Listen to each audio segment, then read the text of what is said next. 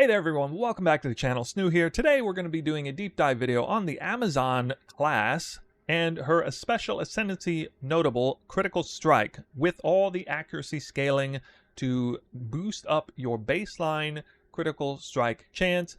This is the point that got everybody excited when the Amazon was released, and for good reason. It's a very powerful point. Not nearly quite as strong as you might think, as it doesn't scale all the way to the moon.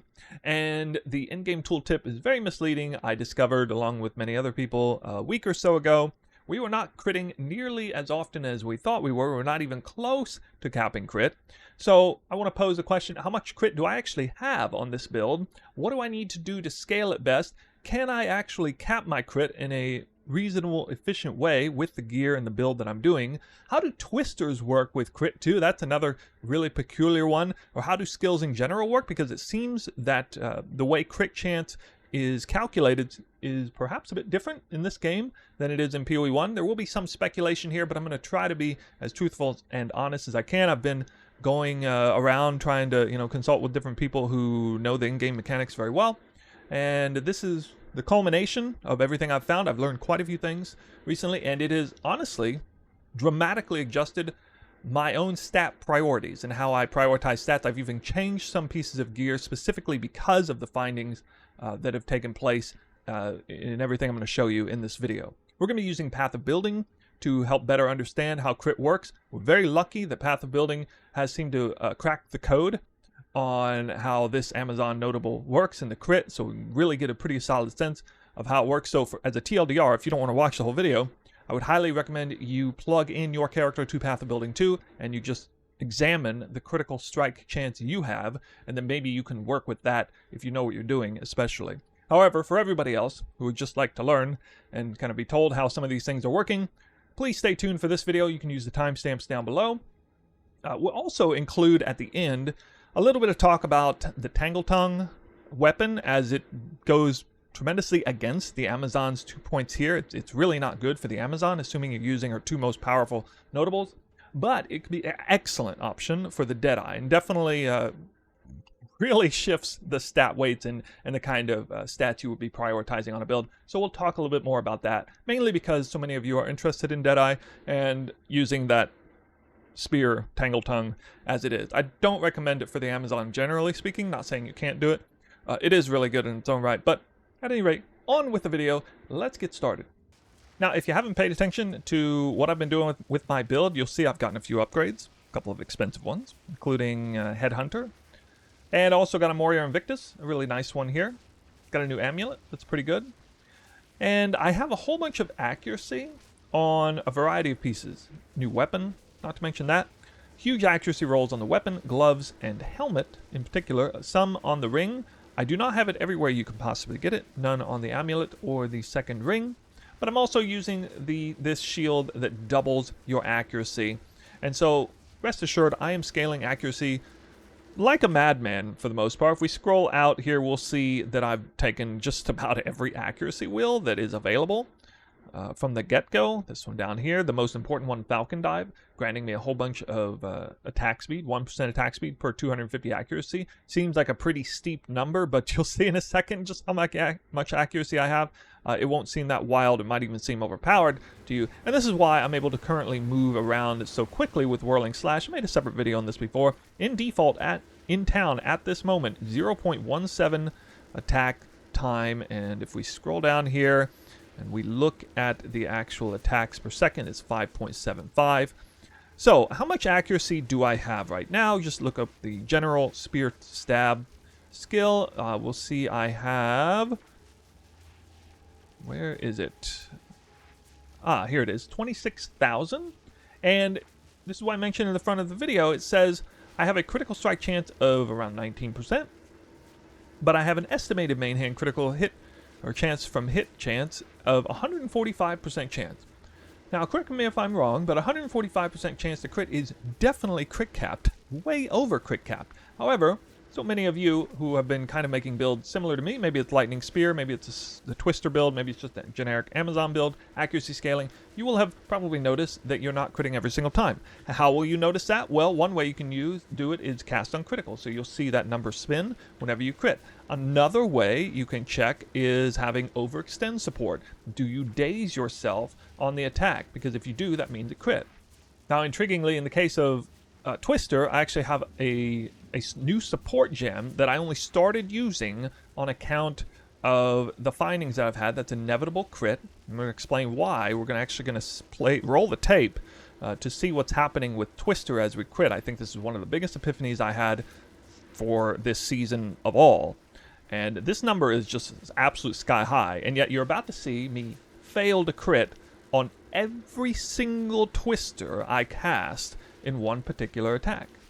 Now I want to show you perhaps the most interesting thing that I've found in the entire game this time around, and that is how crit seems to work here. Take notice that I have a cast on crit link on the top left, and you'll see that it is currently at 0%. You'll have noticed I already cast Twister. You'll also notice that Twister is hitting dozens of monsters. It's going way off in the screen. It's probably even hitting those rares that are up there on the minimap, and it's not critting. None of it is critting. I cast it, 0 crits. How is that possible? First of all, it said I had like 170% plus critical strike chance, so how is that even possible? But even still, even if I only had like a 20% actual critical strike chance, how is it possible to send out like dozens of Twisters and to not get a single crit? This shouldn't be possible, right? And so I just bring it to your attention that that is indeed what happened here, and that happens to you as well if you are using Twister and not 100% crit capped. Now I cast Twisters again, and I want you to watch this number closely. First, you'll see that overextend support has procced. I am now dazed. That's the debuff daze there. And then you're going to see this cast on crit link. I mean, those Twisters going out, it's still going up. It's just moving up. I'm just running around in the middle of nowhere, and that number is still going up because it's hitting enemies like Kosas, still hitting some straggler monsters along the side. It looks like I cast it again. Cast Twister again, and look, it's just going up and up and up. I mean, it is recycling through 100% like several times, 4 or 5 times. And so just think about the difference in power that is if that happens and, you know, I get the cast on crit link to go off many times. I'm also doing something like 7 times more damage through all the critical strike multiplier that I have. It matters greatly. If I happen to crit with Twister or not, and it could truly be the end of me, and it was the end of me in several times when I was trying to do some higher tier simulacrums, because it would be the difference between me shredding monsters and them basically just dying on spawn versus me starting to get overwhelmed if, say, 1 or 2 Twister casts in a row failed to crit completely. And so I'm now going to show you some Lightning Spear. You can see, first of all, it's going to be a little bit misleading because if you're watching the cast on crit link, sometimes it's coming from the Whirling Slash because Whirling Slash still crits as well. But you're going to be able to discern this a little better here in a moment when we get some more monsters in the screen right here, I think. All right, so we're going to look and we're going to see if I cast that Lightning Spear, if that number goes up. Looks like it did a little bit there. And there we go. Okay, that is example of one that clearly you can see that this particular Lightning Spear hit a huge number of monsters, and it just went up to the moon. It's pretty obvious that the entire Lightning Spear has now crit. Sorry for the flashbang there. That was definitely not on purpose. We're going to see another one. Actually, I almost died trying to test it. Still goes up there. And I believe the next cast, I think it's the next cast on here, you'll see that the cast on crit link hits a ton of enemies, but does not budge one bit on this Lightning Spear. Okay, that's not the case. That one was still fine. Maybe it's the next one. Yeah, right there. All right, replay that if you want. Here, I'll probably do it right here. This right here. How? Okay, that hits several enemies. There's a bunch of enemies behind. You're going to see there's a lot of enemies of lower health behind. This Lightning Spear hit a lot of stuff, and yet it did not even budge my cast on crit link. How is that possible? Well, it's only possible if the game is programmed so that it makes an initial check for whether a particular skill, cast, attack crits or not, and if it fails to, then you get it for none of that attack. And that's going to, I mean, that's nothing short of going to dramatically change the way you play the game, potentially. I would prefer if every individual instance of a monster getting hit, it checked for crit, and I would have thought that's how it worked. I believe that's how it works in PoE1, but that is clearly not how it works here, or at least there's definitely some sort of funny business here. And so we're going to finish out the rest of this video in Path of Building to try to get to the bottom of this a little better, look at some of these sort of conditionals crit, and you're probably thinking to yourself, like I was at the time, well, if that's how it's going to be, I need to make myself crit every single time then, don't I? All right, we journey back to Path of Building, where I spent a great deal of a different video featuring unique jewels best in slot cases for Amazon, and I'm actually using one of those now. Resolute Technique from nothing, decided to go ahead and do that for myself, getting some extra crit hit chance also because I'm prioritizing that a lot. And yeah, while the max roll link will still exist, it will not have this exact version of the build. I know some of you will always wonder what's going on with that. Again, the purpose of that is a guide for people who can follow more easily, people who don't necessarily have access to Headhunter or your Invictus with those 3 specific lines of text as well, and not necessarily the from nothing jewels, okay? Now, I will probably come out with a final version later on when the build is essentially done, as a sort of late endgame version of the build. But for now, to make up for it, I will be posting from here on basically on every video. I'll post a PoE Ninja link to my character and this Path of Building just so you can stay up to date that way. Trying to, you know, have it both ways if that's possible. Back to this. We're going to be looking at crit, and I want to draw your attention to the fact that there are several places where critical hit chance is conditional. Okay, we're going to be looking at conditional crit. So if I, for example, go in here and the enemy is on full life, or sorry, if I haven't dealt a crit recently, I guess just go in here, have you crit recently, and it goes down a bit, right? But if I pull that out, then that's gone. Okay, that's based on me and things I'm doing. Okay. There are very few instances of something like this, where your chance to critical hit is based on what the monster is doing, or in this case, where the monster is. This is quite fascinating here in trying to help understand that you have a little bit more power than you might think to crit, because if you hit an enemy, presumably the first hit will determine whether the entirety of that hit is a crit or not. So in this case, you might deliberately, for example, go death from afar and try to never be in melee range when you use Twister, because this would give you a higher chance to crit. You can see that it is not moving. Why is it not moving? Well, because I need to go into the config and I need to actually tell it a distance of 6 meters or more, and now my crit chance has gone up from 86 to 91. I mean, that's a pretty big jump, okay? You might choose to spend 3 points this way. I mean, you get projectile damage too, and a whole bunch of other stuff, and if you're running a time loss emerald like I am, seems pretty smart, and I've definitely thought about doing this exact thing right here for this reason. Conversely, you could just get more crit multi, less on the critical hit chance, but more crit multi and damage by stand and deliver, and maybe I want the damage on demand when I stand right underneath the boss, and I want to be underneath the boss because the Twisters are more likely to hit that way. So, you know, there's a lot to juggle here, especially with Twister. But for Lightning Spear, I think this would be, if you're a Lightning Spear dominated player, I think this would be a very good point to take for if you're running Amazon, because you can see this is dramatically increasing the critical hit chance.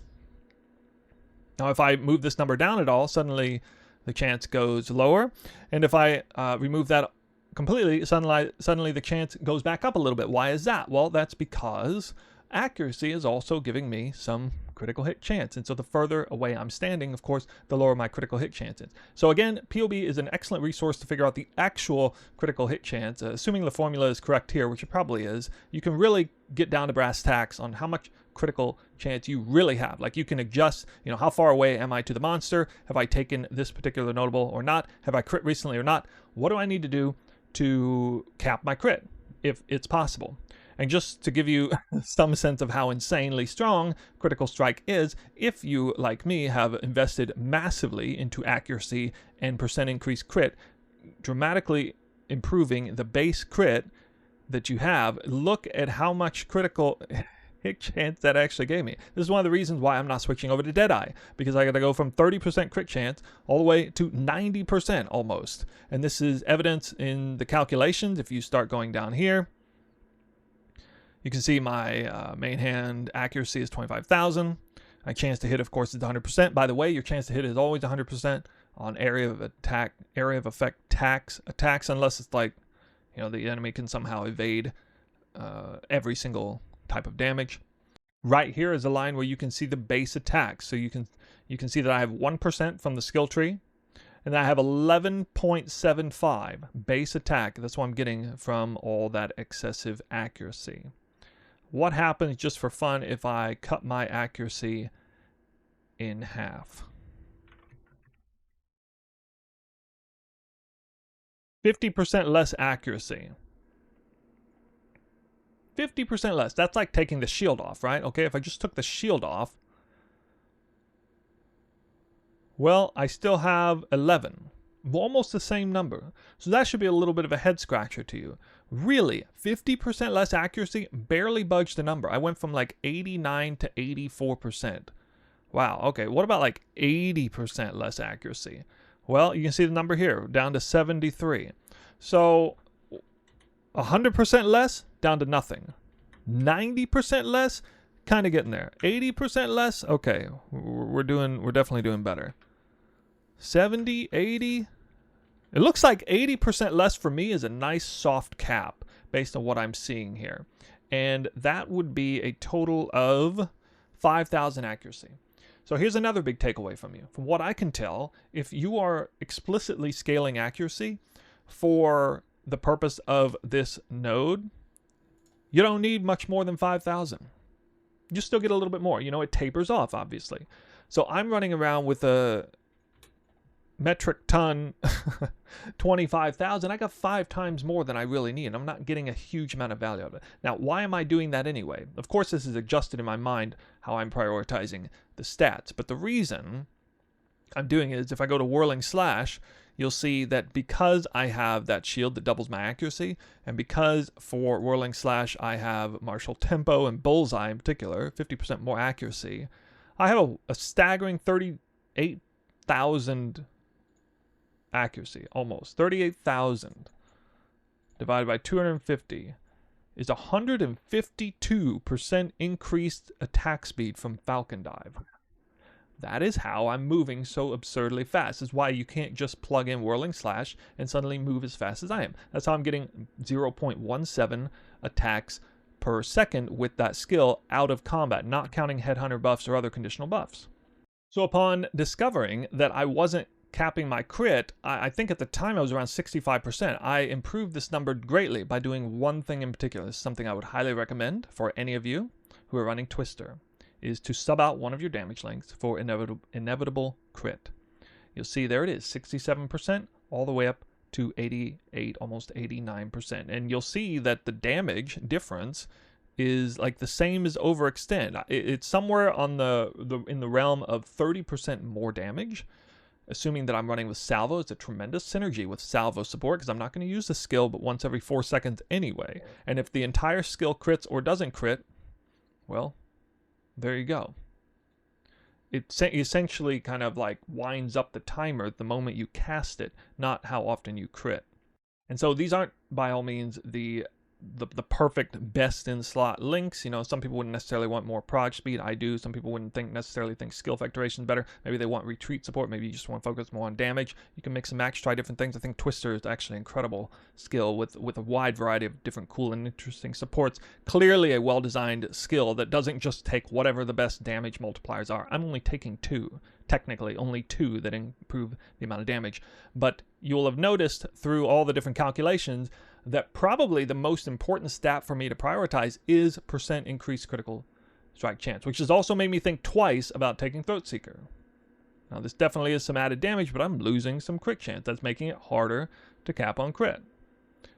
And I'm seeing just how important it is for, you know, some of these crit wheels, especially something like this, the Tainted Strike wheel. I mean, that is a lot of crit. In fact, it also makes me think maybe I should just go ahead and put an extra point in attack crit chance. Or over here, this is where I tend to put my floating point now because I realize just how big of a deal it is to get that extra crit chance, also giving me some accuracy. And because of this, I've even gone so far as to start thinking about prioritizing flat critical or % critical hit chance on, let's say, the helmet or the gloves. It's also made me realize that attack speed is still a good roll on the gloves. It competes with the accuracy roll, that huge attack speed roll, and has made me go out and buy gloves that give me attack speed, because I was thinking in my head that I'm already, or rather, there's not a huge reason to prioritize attack speed for what I'm doing, because, I already get a ton of it from accuracy anyway, right? But no, I mean, while accuracy scaling is pretty insane, it still turns out that a juicy attack speed or skill speed roll is still quite impactful for the whirling slash speed. So that's about all I want to show you with the Amazon and looking at crit and everything. There's honestly, I could dive into it even deeper, but let's give myself here a perfect Tangletongue. We're going to give it 2 sockets, and everybody's going to put crit damage multi in here because it's going to be the most damage. You're kind of foregoing attack speed. Again, pretty decent idea for Lightning Spear and Twister, but not necessarily for whirling slash. So we add that in there, and we can see the damage number. Again, this doesn't really reflect the accurate amount of damage, but if I just 1-for-1 take out my weapon, which is an astoundingly good weapon, of course, and I put in Tangletongue, what we need to do is we need to actually double my damage. So it's crit's fork. I can remember exactly what to type in there. We have a 100% chance to deal double damage. This is effectively going to function with the line that is not working in here, where it says forks critical hits. Every single critical hit will do double damage effectively. Now you'll see that the damage is way, way lower, like way lower. Okay, the comparison here is no double damage, 563k versus 217k. So over twice as much, about 250% more damage. Or no, sorry, about 150% more damage for my setup. Now that's because my build and gear is set up for that. It's just massive overkill on the critical hit chance on there. For this to make sense, I wouldn't run this point, right? Because if I don't run this point, well, then this actually looks a lot more reasonable, right? Now if we check, we got 212 versus 132, and suddenly Tangletongue is better without the Amazon point and all that amazing accuracy scaling and everything. So case in point, that is what you do with Amazon. You're typically not going to just forego accuracy. And then also with Tangletongue, there's another issue where it has very low flat damage. So the scaling and the priority is suddenly basically moves away from increased critical hit chance and then goes into flat damage, which would be on the rings, where I have a grand total of 1. Well, actually, across the gloves and both rings, I have a grand total of 1 flat damage roll on 1 ring. So you wouldn't build the character like that. If you're running Tangletongue, that would be very... So if we transform this into a ranger, into a Deadeye, and we start taking, Tailwind, get all this stuff here, which this is good with Twister, by the way. Thrilling Chase would be really good, especially with Serpent's Amulet. You have no accuracy penalty at distance. Doesn't really matter because, again, it's an area of effect attack, so it's always going to hit anyway. Or generally, you're probably going to do, in this case, with Twisters, you would do Far Shot for sure, because it's going to register the distance that they travel, unless you wanted to do like additional mark or windward. So if you were to play Twisters, or even if you're doing Lightning Spear, it's probably going to set up something like this. And you most definitely wouldn't run this weapon because you wouldn't care about an accuracy roll here. The gear would change dramatically. You would drop accuracy all over the place. You would maybe pick up some % crit chance, although I don't know exactly where you would be at. You would definitely want to go into PoE to figure out what you need to do to cap your crit and not massively over cap it, because there's no point in going absolutely crazy like that. I don't think you have to invest hardly at all into crit, and so you just invest mostly into flat damage. Okay, and it would look something more like this down here, where you would have rings that give you real flat. So a decent ring setup, maybe on par with the gear that I had, would be something like 100 to 20 damage, physical damage, cold damage, whatever. And that would, look at this, it would put the full DPS number right back up to something similar to what I have. And yet also, again, even still, too much crit, just taking way too much crit. You would pull points out of here. You wouldn't take any of that. You probably wouldn't take even this stuff here. You wouldn't, yeah, likely wouldn't mess with that there. You would, of course, still take these wheels here. You would definitely do Throat Seeker. You would do cooked for sure, but you might switch them over here because, you know, I used to run the crit multi-side until I realized it wasn't. Oh, look, I finally found the crit cap. Okay, I guess I took it a little too far. All right, maybe you can go ahead and do this then. Okay, that would look a little bit more reasonable. I think this would, yeah, this would feel pretty good. I got it up to 601,000. So I basically, in just the blink of an eye, kind of